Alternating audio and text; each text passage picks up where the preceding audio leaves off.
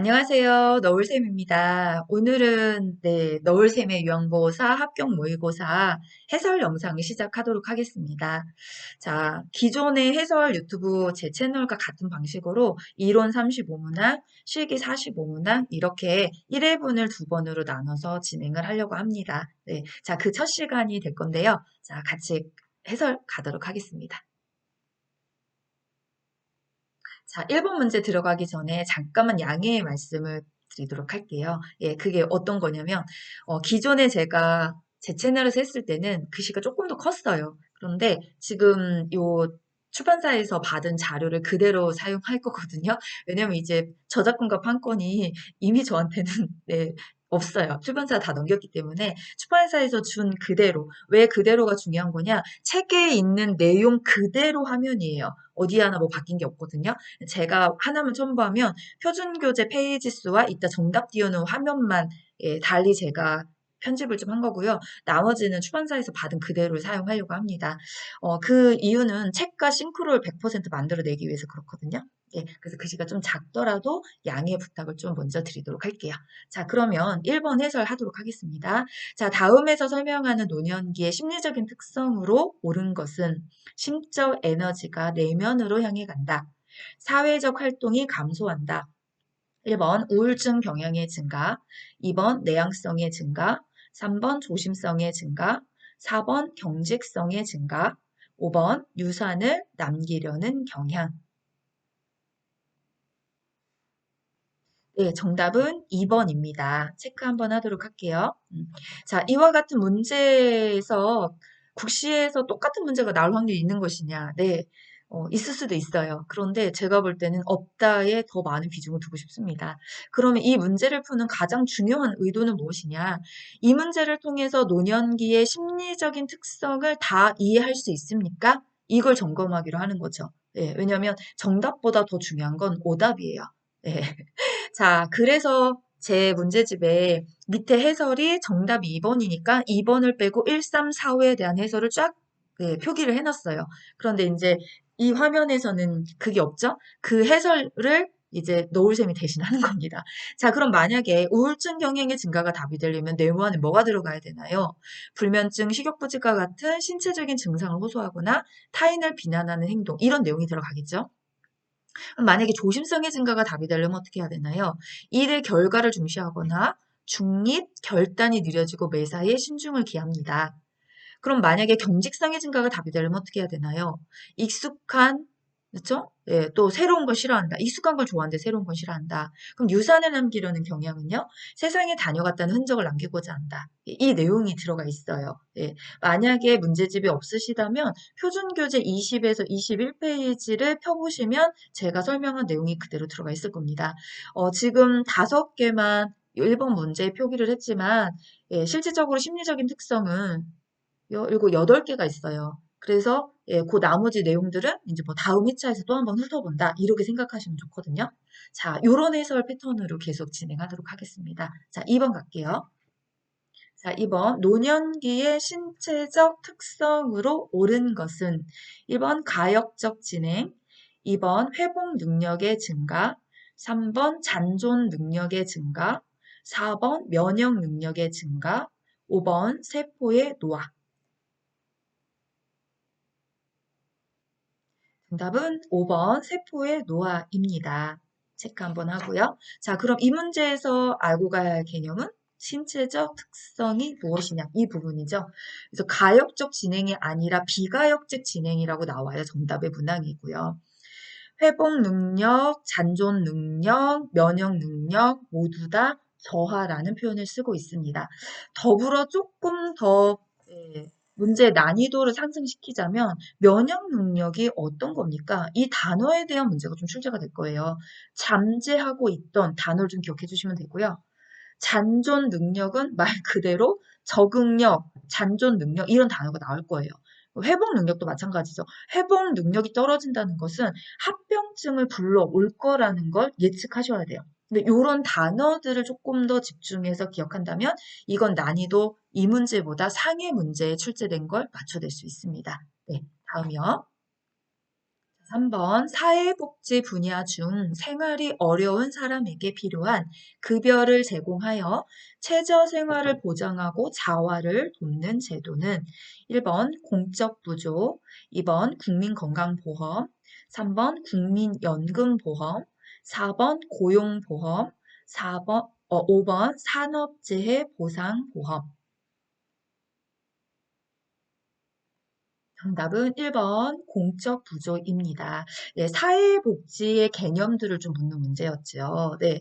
자, 우리가 표준교재 37페이지에 가시면 사회복지 분야의 사회보장기본법이라고 해서 공적 부조부터 사회보험, 사회서비스에 대한 내용을 쭉 설명합니다. 네. 그래서 그 중에서 제가 한 가지를 가져온 거예요. 그래서 국민건강보험은 어떤 질병이나 부상에 대한 부분들을 보장해서 증진, 기여한다. 이런 내용이 들어갈 테고요. 국민연금은 노령이나 장애, 사망 이런 연금 급여를 제공한다는 거죠. 고용보험은 실업에 예방하고 고용 촉진에 근로자 직업 능력 개발 향상 이런 부분이 들어가 있어요. 예, 우리가 산업재해 보상보험도 뒤에 수업 안에서 또 다루고 있는 부분이죠. 어떤 업무상 재해를 신속하게 공정하게 보상한다. 이런 내용들을 다루고 있습니다. 네. 4번 노인복지 사업 유형 중 치매 사업 및 건강보장 사업에 해당하는 것은 1번 노인 자원봉사, 2번 치매 공공 후견 사업, 3번 경로당, 4번 노인복지관, 5번 노인보호 전문기관. 정답은 2번 치매 공공 후견 사업입니다. 자, 여기도 마찬가지로 이와 같은 문제는 어떠한 개념을 익혀야 하나요? 라고 물어보신다면 노인복지 사업 유형이 어떤 겁니까? 라는 걸 먼저 파악하고 계셔야 돼요.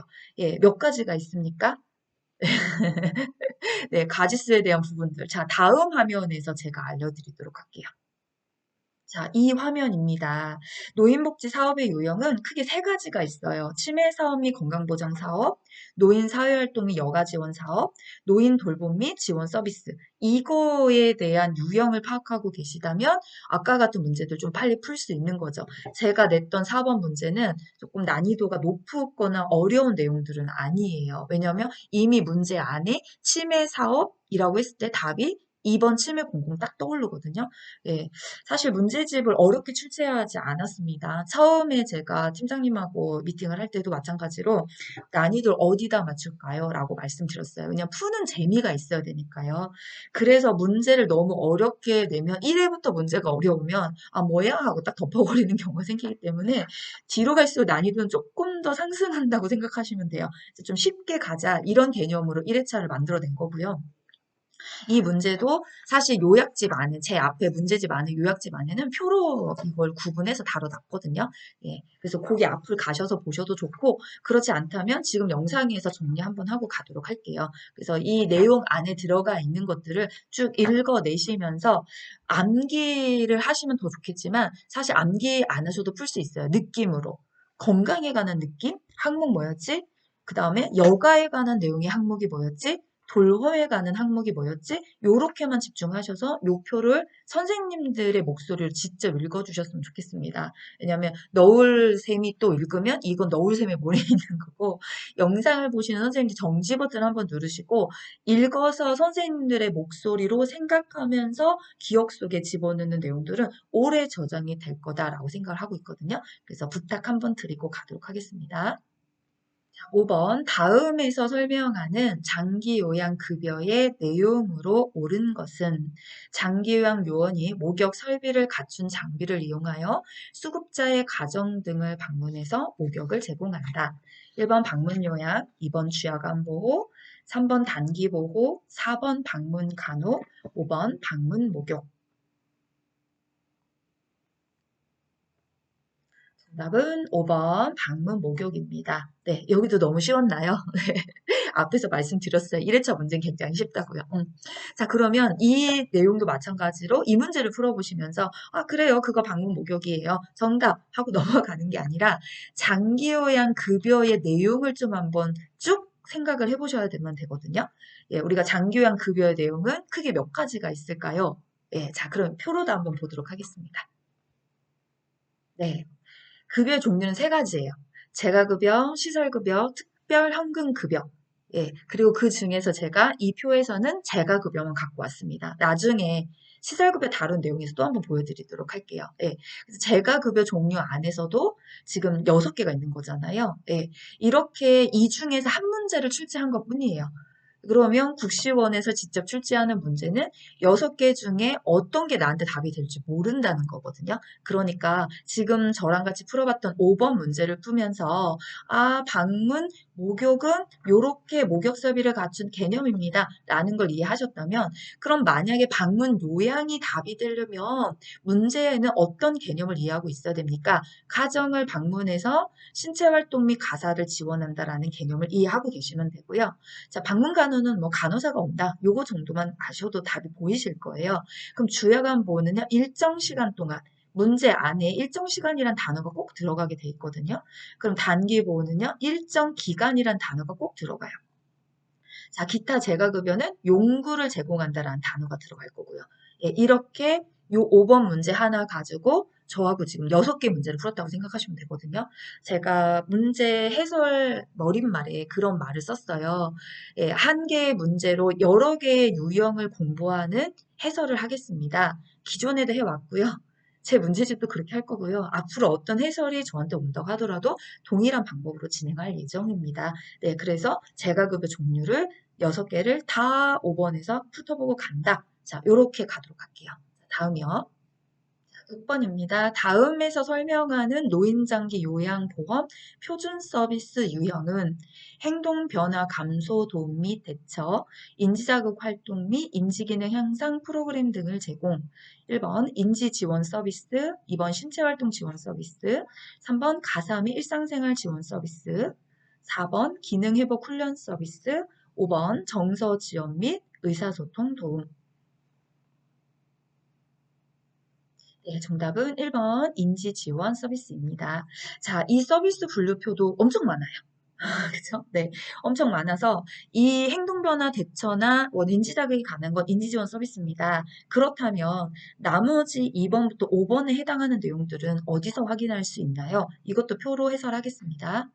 자, 이렇게 표준 교재에 있는 분류표로 사실 개념 영상에서 이미 다 했던 부분이거든요. 네, 그 안에 지금 저는 요 한 문제를 출제한 거죠. 인지 지원. 그러면 신체 활동에 들어가는 항목, 개인 가사 및 일상생활에 들어가는 항목, 정서 지원 의사소통 항목, 방문목욕, 건강 간호 관리, 기능 회복, 시설 환경 관리. 예, 요렇게 여기도 정지 버튼을 누르고 한 번씩만 읽어 주신다면 개념 정리가 확실히 될 거거든요. 그럼 어떤 문제를 만나더라도 정답을 찾아가실 수 있는 거고요. 한 가지 조금 더 팁을 드리도록 하자면 아까 봤던 제 문제 안에서 인지자극 활동이 인지기능 향상 프로그램을 제공한다. 요런 말이 써 있었어요. 그런데 지금 여기 표를 보니까 그 내용은 없는데요? 라고 하실 수 있거든요. 예, 그래서 제가 말씀을 드리는 거예요. 예, 64페이지의 선생님들 표준 교재에 가보시면 이 표 아래에 각 항목별로 세부적인 내용들을 또 설명하고 있어요. 그거 중에서 제가 뽑아온 거거든요. 예, 그러면 인지자극 활동 인지 기능 향상 훈련 프로그램이라는 글자는 66페이지 인지지원 서비스 2번에 들어가 있는 세부 항목들을 가지고 문제를 출제한 겁니다. 사실 이 내용들을 문제집 안에 다 다룰 수가 없어요. 예, 그래서 해설이 조금 더 필요하다라고 보는 거거든요. 예, 그러니까 선생님들이 제 문제집으로 보시면서 표준 교재를 같이 놓고 저도 지금 해설할 때 PC 옆에 제 문제집, 문제집 옆에 표준 교재 나란히 놓고 설명합니다. 이렇게 한번 공부할 때 시간을 조금 더 투자하셔서 자세히 봐주실 수 있다면 그러면 정말 문제풀이 능력이 확 올라갈 거다라고 저는 생각합니다. 다음 문제 갈게요. 7번 가겠습니다. 요양보호 서비스 제공 시 준수 사항으로 옳은 것은 1번 대상자의 성격, 습관은 서비스 제공 개시 후에 알아도 된다. 2번 대상자의 능력을 최대한 활용하면서 서비스를 제공한다. 3번 서비스를 제공하기 전에 충분히 설명했다면 동의는 필요 없다. 4번 대상자에 대해 알게 된 정보는 동료에게 공개해도 된다. 5번 일상생활 지원 서비스는 가족도 포함이 된다. 네, 정답은 2번이죠. 요거는 제 문제집에 있는 해설만으로 충분할 것 같아요. 책을 다시 찾거나 표를 보지 않아도요. 왜냐하면 서비스는 제공 개시 후가 아니라 전이 돼야 되고요. 충분히 설명하고 나면 동의도 얻어야 되고요. 예, 비밀은 누설하시면 안 됩니다. 모든 서비스는 그 어떤 서비스더라도 모든 서비스, 그 모든 서비스가 좀 전에 보셨던 노인장기 요양보 표준 서비스 안에 들어가는 항목들이죠. 그건 무조건 대상자에게만 제공하도록 합니다. 자, 8번 노인복지시설 생활노인의 신체 및 정신 건강을 유지하고 적절한 치료를 받을 권리, 적절한 재활치료 서비스를 받을 권리에 해당하는 노인의 인권 영역은 1번 건강권, 2번 주거권, 3번 인간존엄권 및 경제노동권, 4번 정치, 종교, 문화생활권, 5번 자기결정권. 자, 정답은 1번 건강권입니다. 네, 문제의 답이 많이 보이셨죠? 자, 그러면 우리가 노인의 인권 영역은 몇 가지가 있을까요? 6개가 있습니다. 네. 지금 보셨던 건강권부터 주거권, 인간존엄권, 정치, 종교, 그 다음에 하나 빠진 거죠. 제가 자기결정권 5개가 있으니까 교류소통권까지 이렇게 있어요. 그래서 이 6개 중에서 한 문제를 가지고 제가 출제를 지금 한 거고요. 만약에 주거권이 답이 되려면 쾌적한 환경에 생활할 권리, 뭐 편리한 환경에 생활할 권리 이런 내용들이 들어갈 거고요. 인간의 존엄권에 대한 이야기가 나온다면 존중받을 권리, 차별받지 않을 권리, 강제 노동 거부할 권리, 그다음에 정치, 종교, 문화, 생활권이 들어간다면 자유로운 정치적 의사를 표현하고 다양한 어떤 여가나 생활 서비스를 제공받는다. 자기결정권은요. 말 그대로 자기결정 선택에 관한 거죠. 또 사생활 보장 같은 내용들 이런 게 아마도 이 안에 문제로 출제가 돼서 항목의 다양한 영역들을 출제할 겁니다. 자, 다음 가겠습니다. 자, 9번 다음 내용에 해당하는 시설 생활 노인의 권리는 자, 시설을 방문한 경우 안내책자 등을 제공하며 질문에 친절하고 성실히 임해야 한다. 혼란을 야기할 수 있는 허위 정보를 제공해서는 안 된다. 1번 존엄한 존재로 대우받을 권리, 2번 시설 정보에 대한 접근성을 보장받을 권리, 3번 건강한 생활을 위한 질 높은 서비스 및 보건 의료 서비스를 받을 권리, 4번 신체 구속을 받지 않을 권리, 5번 시설 운영과 서비스에 대한 개인적 견해를 표현하고 해결을 요구할 권리. 정답은 2번 시설 정보에 대한 접근성을 보장받을 권리. 중요한 건 시설 정보죠. 네, 그래서 카페나 블로그 이런 SNS를 통해서 온라인 매체 또는 안내 책자에 이 시설이 어떻습니다. 라는 걸 기재해야 되고요. 또 그 정보는 허위면 안 돼요. 그쵸? 네. 성실히 답변해야 되고요. 이거는 시설 윤리 강령의 시설 생활 노인의 권리 중에서 하나 문제를 지금 출제한 거거든요. 되게 많아요. 몇 가지가 있을까요? 네, 다음 화면에서 보겠습니다. 네, 요렇게 1번부터 15번까지 15개가 있습니다. 입소 전 단계, 입소 계약 단계, 생활 단계, 퇴소 단계 나눠 놓은 거고요. 지금 저는 15개 중에서 하나를 출제한 거예요. 여기도 개념 수업에서 늘 했었어요. 어떤 게 나올지 잘 모른다. 그리고 지금 같은 유형은 어떤 유형인 거냐면 요 빨간색의 개념을 물어본 거죠. 예, 그런데 표준교재에 있는 내용을 잘 보자면 여기 초록색은 문제 사례입니다. 문제 사례. 예, 그래서 문제 네모 안에 이와 같은 내용은 어떠한 시설 윤리 강령을 지키지 못한 문제 사례입니까? 요렇게 문제가 출제된다면 그러면 이 초록색 글자에 대한 내용들이 좀 표기가 되어 있을 거고 그걸 답으로 찾아주셔야 돼요. 자, 여기도 마찬가지입니다. 10회차까지 다 풀어가시면 거의 뭐 10개 정도는 마주 하겠지만 그 10개 갖고 아닌 다른 게 문제가 출제될 수 있어요. 예, 그러니까 여기도 마찬가지로 정지 버튼 한번 눌러주시고 1번부터 15번까지 시간이 되신다면 선생님들이 하나씩 이런 윤리강령이 있구나. 윤리강령의 뜻은 욕구 파악이구나. 개물품이구나. 머리 모양과 의복에 대한 자유가 있어야 되는구나. 그건 개별화된 서비스를 제공받는 거구나. 이렇게 이해를 하시고 만약에 휴대전화나 전화가 설치되어 있지 않다면 이거는 사생활과 비밀 보장에 대한 윤리 문제 강령을 지키지 못한 건데 이렇게 하면 답이 보일 수 있거든요. 예, 제가 개념 수업에서도 요거 하나하나 설명을 드리면서 나갔던 부분이고 거기를 바탕으로 만든 문제였다라고 생각하시면 하면 돼요. 자, 그러면 잠깐만 앞으로 잠깐 가볼게요. 제가 앞문제로 돌아왔습니다. 왜냐, 존엄한 존재로 대우받을 권리가 답이 되려면 네모 안에 뭐가 들어갈까요? 아까 개념 정리를 하셨다면 이게 바로 튀어나와요. 여기 질 높은 서비스를 받을 권리가 되려면 네모 안에 뭐가 들어가야 될까요? 신체 구속을 받지 않으면 어떻게 들어가야 될까요? 예, 개인적 견해를 표현하고 해결을 요구할 권리가 답이 되려면 뭐가 들어가야 될까요? 자, 요렇게 한번 직접 테스트를 해보시라고 앞으로 돌아왔습니다. 예, 그래서 시간을 조금 할애해 주신다면 여기도 마찬가지로 15개 유형을 한 번에 다 파악하고 넘어갈 수 있는 거예요. 자, 다음 문제 갈게요. 10번. 치료 및 생존 유지에 필요한 약물로부터 단절이 되어 생존을 위협하는 노인학대 유형은 1번 유기, 2번 경제적 학대, 3번 방임, 4번 정서적 학대, 5번 신체적 학대.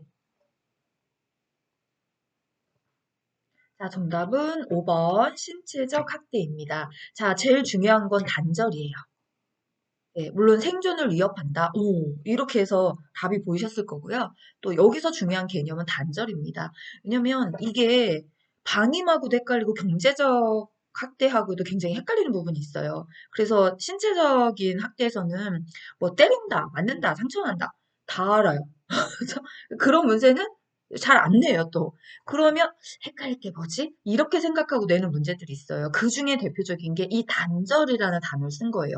그래서 제가 해설에도 책에도 문제집에도 없지만 기본 생존 유지에 필요한 장치, 난방, 가스, 전기, 수도, 단절, 식사, 음료 보관하는 물품, 밥통, 단절, 예, 약물, 단절, 이렇게 단절이 딱 보이면 끊어버렸다고? 그죠? 그럼 생존, 이렇게 해서 일로 가셔야 돼요. 자칫 잘못 생각하면 이걸 방임에다 답을 치시는 경우가 생기거든요. 예, 이게 정확한 개념이 되어 있어야만 답이 보인다고 말씀드리는 거예요. 그렇죠? 네. 그리고 학대는 늘 말씀드렸지만 세부 학대 내용, 학대 행위 여기 부분에서 이렇게 뽑아가지고 저도 이거 세부 학대 내용에서 뽑은 거거든요. 예, 그래서 그 내용에서 뽑아서 이러이러한 내용은 어떤 학대입니까? 이렇게 물어보는 문제들이 거의 많이 출제가 되니까 여기도 정확한 개념을 좀 이해하고 계시는 게 좋겠습니다. 11번. 다음에서 설명하는 노인학대 유관 기간은 노인학대 사례의 신고 접수, 신고된 시설학대 사례의 확인 개입. 1번 의료기관, 2번 사법경찰, 3번 보건복지부, 4번 노인보호 전문기관, 5번 법률기관. 네, 정답은 4번 노인보호 전문기관입니다. 자, 유관기관은 몇 개가 있을까요? 유관기관. 네, 8개가 있습니다. 그 중에서 제가 보기 5개를 쓴 거잖아요. 자, 여기도 마찬가지로, 그래, 이거는 노인보호 전문기관입니다. 그럼 만약에 의료기관이 답이 되려면 네모 안에 뭐가 들어가야 될까요? 예, 학대 사례의 판정을 위한 의학적 소견, 뭐 증언 진술, 이런 게 들어가야 되고요. 사법경찰이 답이 되려면 그럼 뭐가 들어가야 될까요? 현장조사, 수사전담, 이런 거 들어가겠죠. 그럼 보건복지부는요? 법, 제도, 정책 수립, 네, 시설에 대한 행정 재정적 지원 이런 게 들어갑니다. 그럼 법률기관은요? 피해 노인의 법률적인 보호, 행위자에 대한 보호 처분에 의한 판정, 뭐 후견인 지정, 후견 뭐 또는 피해 노인 가족과 격리 이런 게 들어가요. 그거 외에도 시도, 시군구, 예, 노인복지시설 이런 식으로 있어요. 왜냐 이것도 여기 하나 하시면서 나머지 유형까지 같이 탁 파악하면 이제 2회차 넘어가시면 예, 저 네모만 바꿨어요. 네모 안에만. 예, 이렇게 문제가 되는 거예요. 왜냐면 요양보호사 시험 문제도 지금 문제 은행식이잖아요. CBT 안에 이미 아주 많은 유형들 문제가 탑재가 되어 있을 건데 그 문제가 하나는 답이 노인보호 전문기가, 하나는 의료기가, 하나는 사법경찰, 하나는 보건복지부, 하나는 법률기가, 하나는 시도 이런 식으로 쫙 만들어 놓고 번호 배정만 탁탁 1회 얘 들어가라, 2회 얘들아 이렇게 쓸 거예요. 그래서 제가 유형에 조금 더 신경을 많이 쓰는 거거든요. 자, 그럼 이제 또 다음 문제 갈게요. 12번 요양보호사의 기본적 생활을 보장 향상하며 균형 있는 국민경제 발전에 기여하는 것을 목적으로 임금 및 근로시간, 취업 규칙에 대한 내용이 명시되어 있는 법은 1번 산업안전보건법, 2번 산업재해보상보험법, 3번 근로기준법, 4번 노인장기 요양보험법, 5번 국민건강보험법. 정답은 3번 근로기준법입니다. 네, 임금, 근로시간, 취업규칙. 예. 자, 우리 책에 국민건강보험법은 앞에서 했죠. 이거는 사회복지 파트에서 조금 관련된 문제가 출제되는 건데 제가 법이라 여기다 보기를 집어넣은 거고요. 자, 그러면 이 파트에서 크게 세 가지 법은 잘 기억하고 가셔야 돼요. 그게 어떤 거냐? 산업안전보건법. 그렇죠? 산업안전보건법. 산업재해를 예방하고 쾌적한 작업 환경을 조성해서 근로자의 안전과 보건을 유지증진할 목적을 하는 법이에요. 사업주가 이거에 의해서 작업 환경이나 근로조건 뭐 이런 걸 만들어주는 거잖아요. 그 다음에 산업재해 보상보험법. 근로자의 업무상 재해를 신속하고 공정하게 보상해서 재해근로자 복지를 증진하기 위해 제정된 법이거든요. 네. 그러니까 지금 우리가 공부하는 파트에서 만약에 지금 저와 같은 문제 출제한다면 세 가지 법에서 출제하는 거예요. 산업안전보건법, 산업재해보상보험법, 근로기준법. 나머지는 그냥 더하기 하기 위해서 나온 보기의 항목인 것 뿐이고요. 그래서 이 세 가지만 잘 기억하고 가도록 하겠습니다.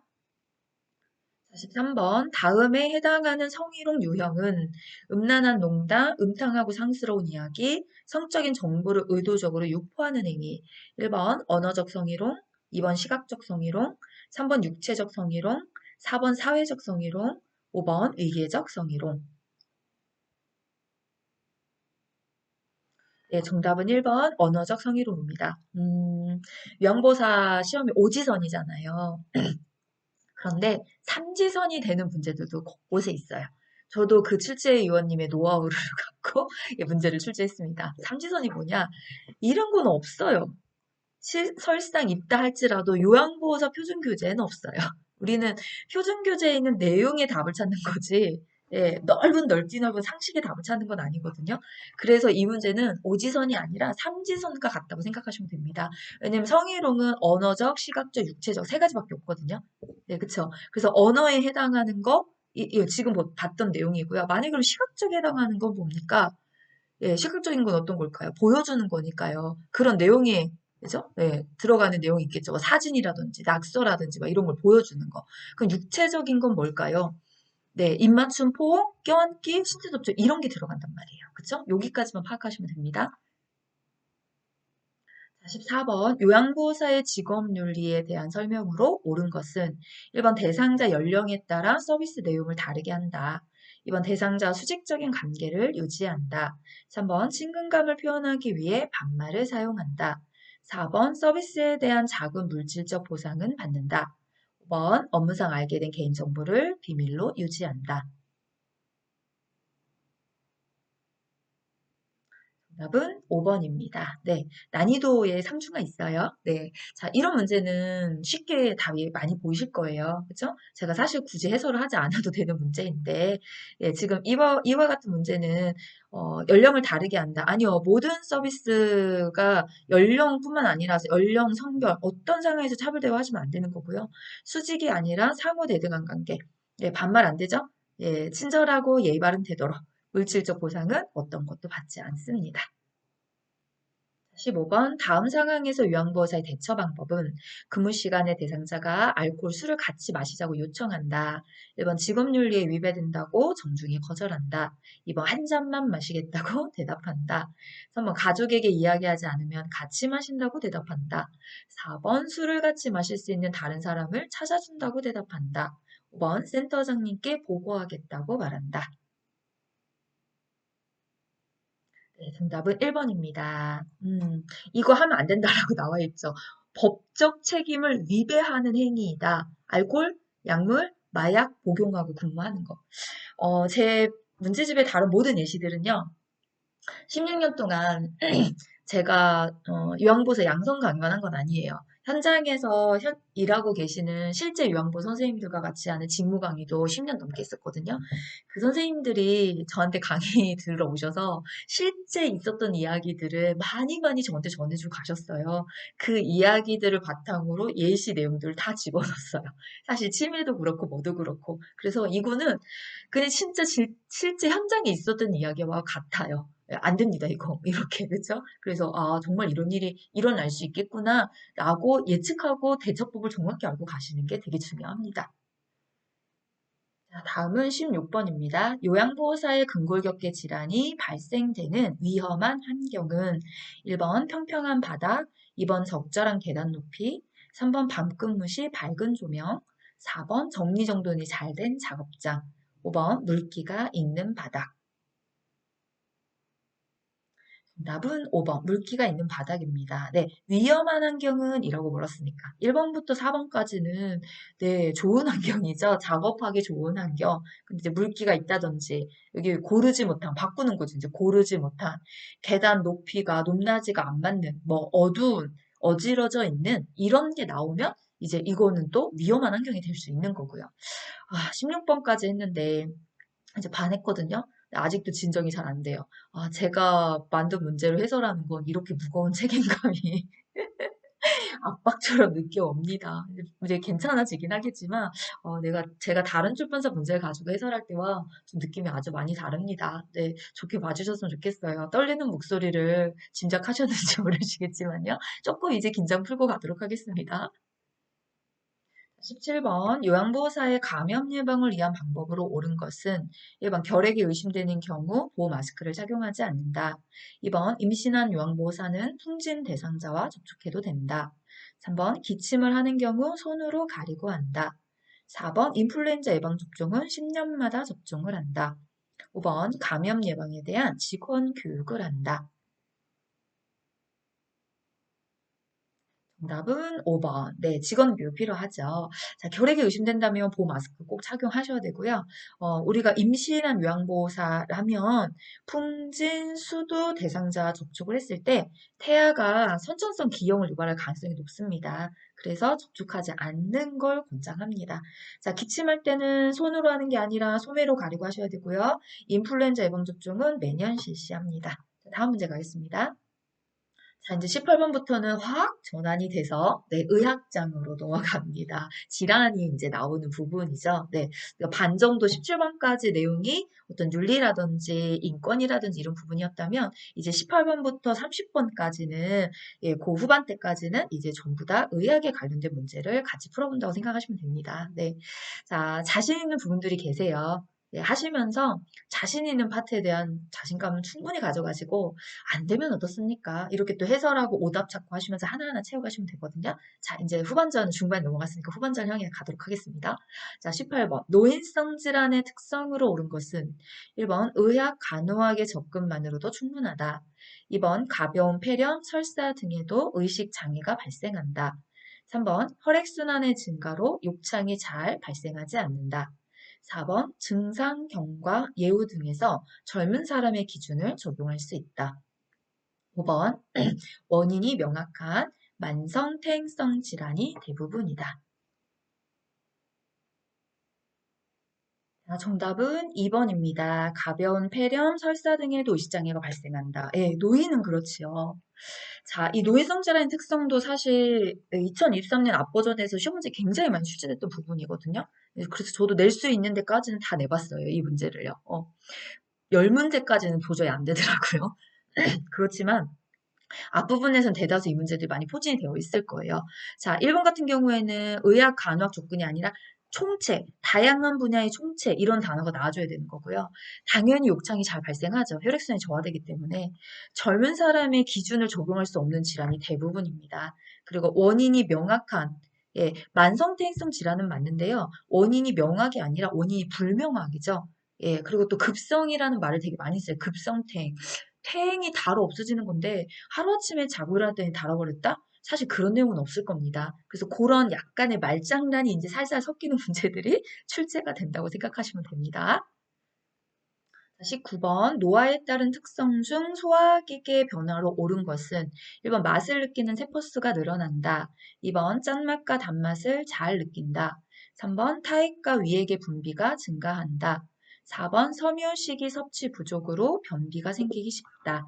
5번 소화 능력이 증가한다. 정답은 네, 4번입니다. 섬유식이 부족으로 변비 잘 생기죠? 자, 맛을 느끼는 세포수요? 네, 줄어듭니다. 짠맛과 단맛이요? 예, 둔해집니다. 타액과 위액이요? 저하됩니다. 소화 능력이요? 저하됩니다. 예, 일단 요렇게 하고 마지막에 요 유형이 끝나면 한 번에 또 표하나로 해설을 하도록 하겠습니다. 다음 문제 바로 갈게요. 20번 노화에 따른 특성 중 호흡기계 변화로 옳은 것은 1번 코 속의 점막이 건조해진다. 2번 폐순환량이 증가한다. 3번 호흡 근육이 증가한다. 4번 섬모 운동의 활동성이 증가된다. 5번 기관지 내 분비물이 감소된다. 네, 정답은 1번. 코 속의 점막이 건조해지죠. 그래서 가습에 대한 기능이 조금 많이 떨어지잖아요. 순환량 감소, 근육 위축, 섬문동 활동성 저하, 예, 기관지 내 분비물 증가. 예, 자, 아직 남았어요. 두 개가 더 남았거든요. 두 개 다 보고 한 푼에 정리하겠습니다. 21번. 노화에 따른 감각기계 변화로 오른 것은 1번 후각세포가 증가한다. 2번 구강 점막의 재생이 빠르다. 3번 눈물량이 증가한다. 4번 동공의 지름이 늘어난다. 5번 웨이도의 가려움과 건조증이 증가한다. 정답은 5번. 네, 가려움과 건조가 증가합니다. 후각세포요, 감소됩니다. 점막 재생이에요, 생성 재생 잘 안 돼요. 어렵습니다. 눈물량 감소해서 건조해지고요. 동공의 지름이 줄어들기 때문에 빛이 많이 들어가지 않아서 자꾸 어둡다고 얘기해요. 그래서 밝은 것을 요구하게 되죠. 자, 22번. 네. 노화에 따른 내분비계 변화로 오른 것은 1번 뇌하수체의 부신 호르몬은 노화에 따라 감소한다. 2번 인슐린에 대한 민감성이 증가한다. 3번 공복 혈당이 상승한다. 4번 갑상선 호르몬 분비량이 증가한다. 5번 기초 대사율이 증가한다. 네, 정답은 3번 공복 혈당이 상승한다였습니다. 자, 뇌하수체와 부신 호르몬은 노화에 따라서 변화가 크지 않습니다. 그거에 비해서 떨어지는 호르몬들 있죠. 당대사와 관련된 호르몬. 그렇죠? 그다음에 에스트로겐. 그다음에 갑상선 호르몬 요런 것들. 예, 그거 이제 다음에 한 번에 보여드릴 거예요. 자, 인슐린에 대한 민감성이 감소가 됩니다. 그래서 당뇨병에 잘 걸릴 수 있는 환경을 잡고 가시는 거고, 좀 전에 설명했듯이 갑상선 호르몬의 분비량은 약간 감소가 됩니다. 기초 대사율이 증가가 아니라 감소가 되죠. 네.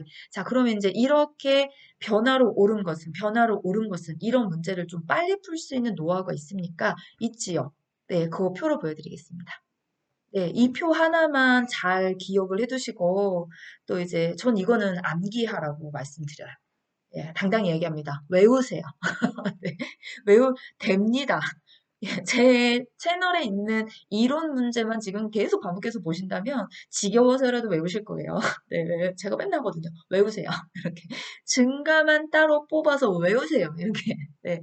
그래서 제 이 문제집에도 요점 정리에 다 뺐어요. 다 빼고 이것만 집어넣었어요. 증가되는 단어들만 싹 써놨거든요. 그건 이걸 외워달라는 요청이에요. 네. 자, 그래서 소화기계부터 시작해서 우리가 내분비, 이 의학에 관한 내용들이 심리정신계에 있으면 심리정신계는 다 증가잖아요. 일단 빼고요. 내분비계까지 증가되는 표현만 모았습니다. 쓴맛, 신맛의 증가. 예, 그 다음에 뭐 여기 하나가 지금 표준기제에 빠져 있다는 것 같은데 그냥 두 개 같이 외울게요. 뭐 외워서 나쁠 건 없으니까요. 왜냐면 예전에도 어디에는 있고 어디에는 없었는데 시험에 두 개를 다 내기도 하거든요. 그래서 같이 기억할게요. 그 다음에 호흡기계는 기관지 내 분비물이 증가. 심혈관계는 근육이 두꺼워지나 이게 증가잖아요. DMR까지 기억합니다. 탄력성은 떨어집니다. 제가 늘 해요. 바람 빠진 풍선과 같을 수 있다. 그다음 근골격계는 골반이 커지고 골반을 받치기 위해서 허리의 피하지방이 같이 증가가 됩니다. 피부계 손발톱이 두꺼워져요. 증가죠. 입가 뺨 등 얼굴털 증가죠. 감각기계 눈부심이 증가됩니다. 조금 전에 나왔어요. 웨이도의 가려움과 건조증 증가. 내분비계도 조금 전에 나왔죠, 문제에서. 공복 혈당이 증가가 된다. 그런데 호르몬의 변화 중에서 뇌하수체와 부신의 호르몬의 변화는 크지 않습니다. 이 뇌하수체와 부신은요, 생명 유지와도 비슷해요. 그래서 뇌하수체에서는 체온 조절하고 뭐 여러 개 하지만 또 부신에서는 소변량을 조절하고 이런 건 나이가 든다고 줄어들면 그러면 생존 유지가 안 돼요. 그래서 크게 변화가 되지 않지만 당대사 이게 인슐린이잖아요. 그래서 당뇨의 노인이 되면 더 잘 걸리는 거고요. 갑상선 분비 호르몬 에스트로겐 얘네는 분비가 느려지고 불충분해집니다. 요렇게 여기도 몇 번만 반복하시면 암기 되실 거예요. 제가 가르치는 제자 선생님이 최근에 시험을 보시고 저한테 후기에다 이런 얘기를 하셨거든요. 제 문제를 반복으로 보면 안 외우고 싶어도 자꾸 외워진다고. 예, 그게 제가 볼 때는 반복의 힘이에요, 사실은요. 자, 이제 다음 문제 가겠습니다. 23번 위궤양의 발생과 관련된 요인으로 옳은 것은 1번 헬리코박터균에 의한 감염, 2번 규칙적인 식습관, 3번 충분한 수면, 4번 심신 안정, 5번 금연. 네, 정답은 1번입니다. 자, 나머지 2번, 3번, 4번, 5번은 발생과 관련된 요인이라기보다는 네, 위궤양이 노출이 됐을 때, 그쵸? 예, 어떻게 얘를 예방하고 치료하고 관리하나요? 이런 내용하고 조금 더 가깝죠. 예, 그래서 얘도 난이도는 사실 하에 해당하는 문제이기도 합니다. 그런데 헬리코박터균에 대한 내용을 좀 잘 기억해 주셨으면 좋겠어요. 우리가 위암의 발생 요인이라고도 하지만 우리 표준교재 책에 위궤양의 발생 원인과 사실 위염의 발생 원인이 거의 비슷하거든요. 그 중에서 딱 위궤양만의 발생 원인이나 요인을 찾아보라고 하면 어김없이 헬리코박터가 딱 튀어나와야 돼요. 그래서 그런 취지로 제가 이런 문제를 만들었다 생각하시면 돼요. 위궤양 하면 뭘 기억해야 되나요? 헬리코박터균에 의한 감염 기억해 주셨으면 좋겠습니다. 24번 식사 후 3, 4시간이 지나 배가 고프기 시작할 때 발생하는 명치 부위의 심한 통증을 느끼는 질환으로 옳은 것은 1번 변비, 2번 십이지장 궤양, 3번 위염, 4번 위궤양, 5번 위암. 정답은 3번 위염입니다. 예, 그냥 명치 보시는 순간 답이 3번 탁 가요. 네. 자, 이것도 오지선의 문제지만 사실 사지선과 같습니다. 십이지장 계양은 우리 표준교재에 나오지 않기 때문에 고민할 이유도 없어요, 사실. 예. 자, 그러면 나머지 질환의 대표적인 증상들 혹시 기억하고 계십니까? 요거 한 번 더 훑어보는 것도 또 다른 유형의 문제를 풀어보는 건데, 예, 변비. 어, 일상적으로 아는 내용으로는 연구사 시험 문제 잘 출제되지 않습니다. 자, 그럼 일상적인 내용이 아닌 건 뭔가요? 변비를 유발하는 약, 항암제, 말성 진통제, 제산제 뭐 이런 약물을 사용했을 때 발생하는 뭐 그죠? 소화기계의 대표적인 질환 뭐 이런 거 나온다면 변비일 수 있어요. 그 다음에 위궤양, 위궤양은 어떤 건가요? 위출혈, 협착, 그죠? 예. 그래서 해져가지고 궤양이 해졌다는 거잖아요. 그래서 달라붙는 협착 또는 그 사이 피가 나오는 출혈, 그다음에 구멍 날 수 있다 천공 이런 것들이고요. 그럼 위암에서는 대표적인 증상들은 뭘까요? 암만의 공통적인 증상들이 있어요. 그거 빼고 우리 책에 암은 두 개밖에 안 나오죠. 하나는 위암, 하나는 대장암. 그러면 둘만 구별하면 되는 거거든요. 출혈, 토혈, 혈변, 빈혈, 그쵸? 그다음에 소화불량, 속쓰림, 오심 이런 내용이 들어가면 되겠죠. 예, 요렇게 다른 질환 진단까지 간단히 또 한번 살펴봤습니다. 자, 25번 감각기계 질환 중 백내장의 증상으로 옳은 것은 1번 좁은 시야, 2번 동공의 백색 혼탁, 3번 안구 통증, 4번 뿌옇게 혼탁한 각막, 5번 눈 이물감. 정답은 2번입니다. 동공의 백색 콘택. 하나만 헷갈리시지 않으시면 돼요. 자, 일단은 1, 3, 4, 5는 전부 다 녹내장 이야기입니다. 그리고 요 두 가지만 구별을 잘 하시면 되거든요. 문제를 또 바꿔서 출제하기도 하고, 뭐 저도 뒤에 가면 또 바꾼 문제도 있을 것 같긴 한데, 자, 뿌옇게 혼탁됐다. 이것만 보시고 죄다 백내장에 답을 치시면 안 돼요. 부위가 달라요. 그래서 까만 눈동자 안에 수정체가 있기 때문에 수정체가 혼탁해지는 병이 백내장이잖아요. 그래서 그 부분이 혼탁해진다고 하면 백내장에 답을 치시고 또 각막이 뿌옇게 혼탁이 된다 이렇게 얘기하시면 그때는 녹내장에 답을 쳐주시면 되거든요. 요 두 개에서 정답과 오답이 많이 갈리는 상황이 생겨요. 이 문제는 아니지만요. 녹내장으로 문제 출제했을 때 요 두 가지 잘 기억해 주셨으면 좋겠어요.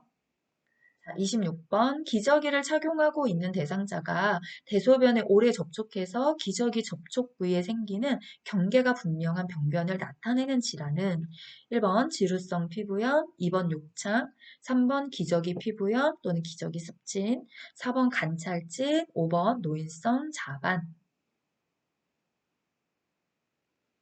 정답은 3번 기저귀 피부염 또는 기저귀 습진이라고 합니다. 새로 신설된 내용이에요. 피부계 질환이 좀 몇 가지가 많이 개정이 되면서 들어왔거든요. 그래서 저도 피부계 질환에서 문제를 개정된 내용 안에서 많이 출제를 하려고 애를 좀 많이 썼어요. 왜냐면 예전의 문제들은 뭐 어디서도 접할 수 있지만 최근에 나온 기재된 문제들을 이렇게 신설된 문제집에 이렇게 기재를 해야 된다라고 사실은 생각을 하고 있거든요. 왜냐면 네, 구시원에서 만날까 봐요. 항상 머릿속에 집중 그거예요.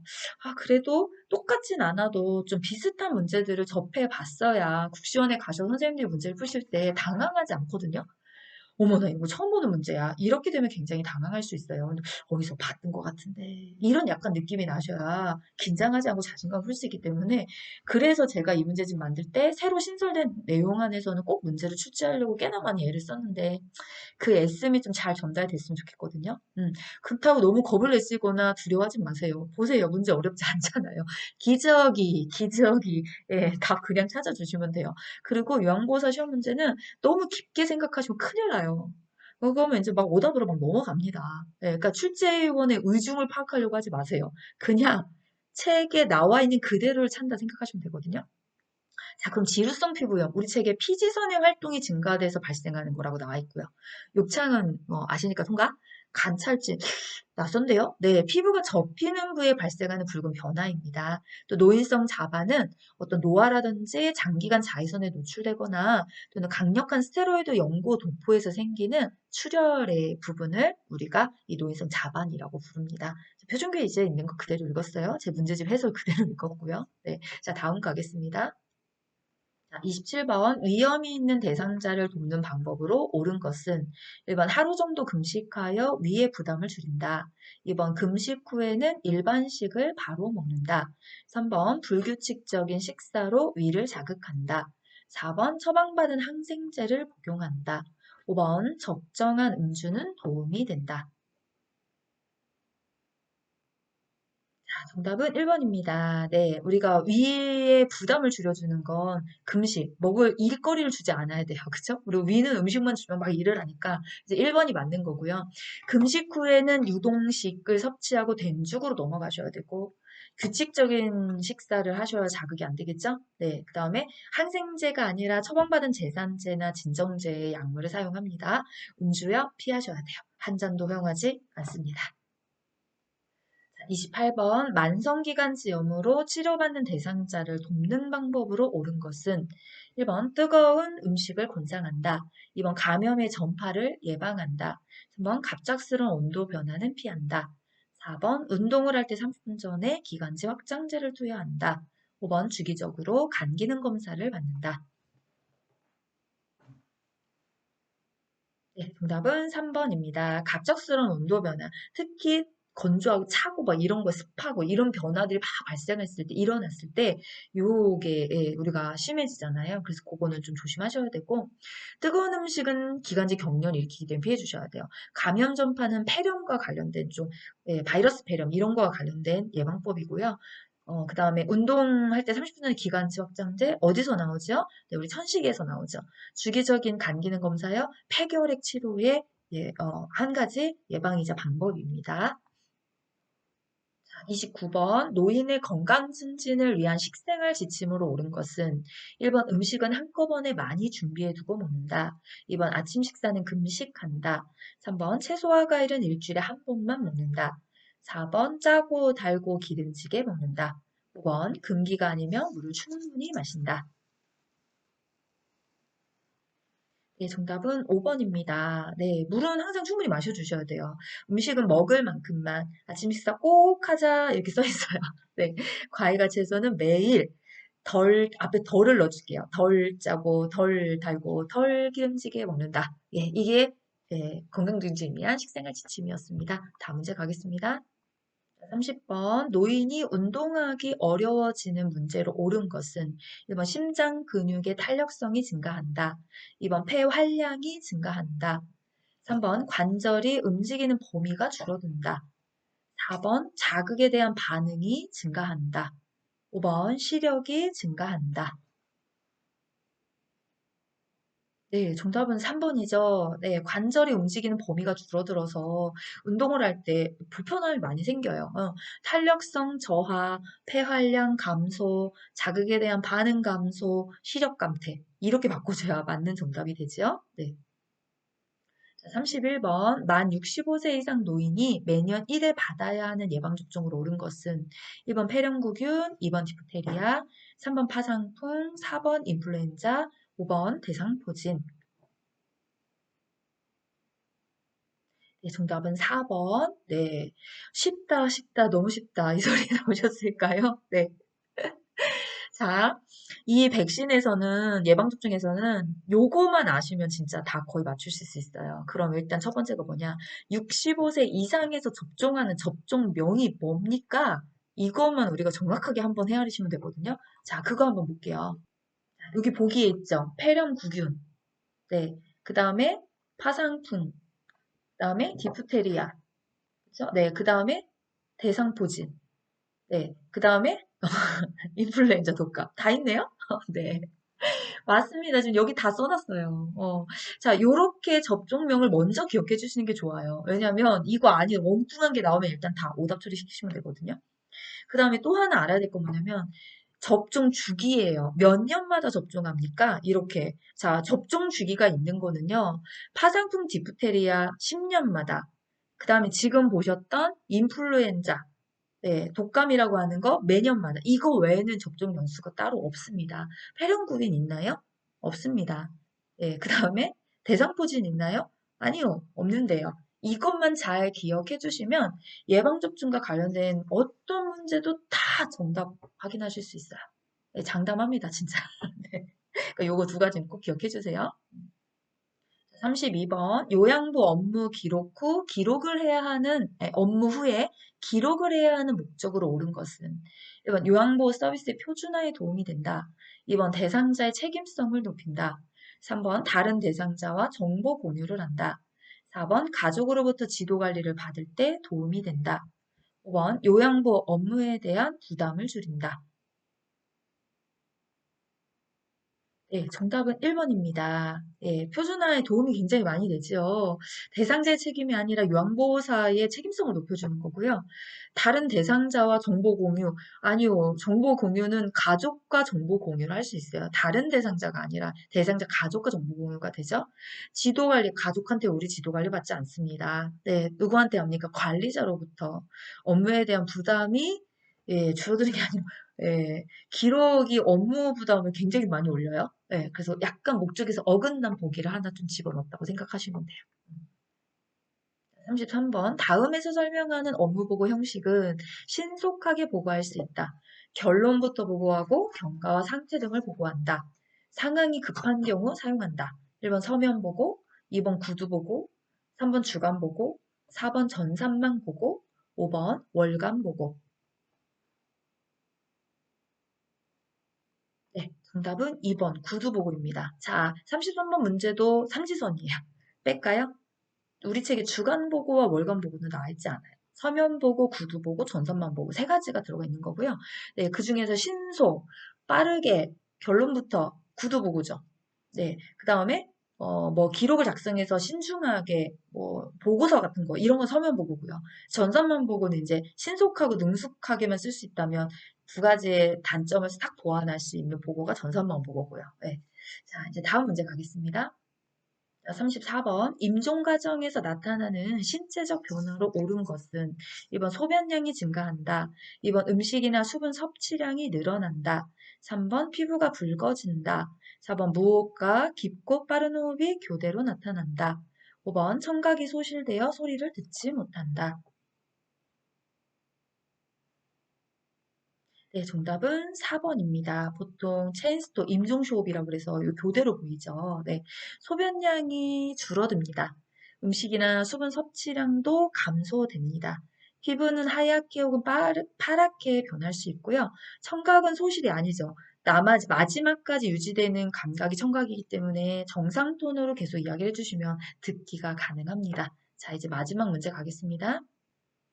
자, 35번입니다. 사전연명 의료의향서 작성 및 등록에 관한 설명으로 옳은 것은 1번 말기 환자나 17세 이상인 사람이 작성할 수 있다.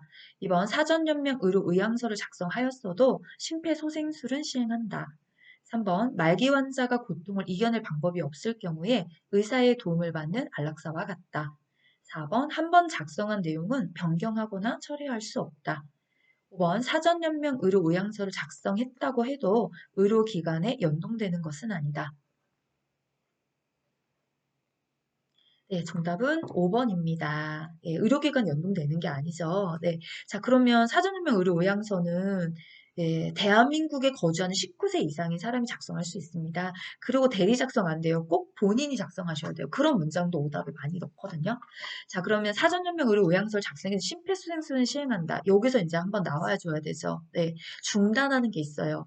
심폐소생술, 혈액투석, 항암제 투여, 인공호흡기 착용. 얘는 중단합니다. 예. 그 다음 3번에 안락사와 같지 않아요. 다른 거예요. 그쵸? 그 다음에 한 번 작성한 내용은 언제든지 변경이나 철회가 가능합니다. 그래서 정답이 5번이 됐죠. 네. 자, 일단은 아직까지는 오류 문제가 나오지 않았어요. 오타도 아직은 제 눈에 안 보였고요. 사실 굉장히 부담 가득입니다.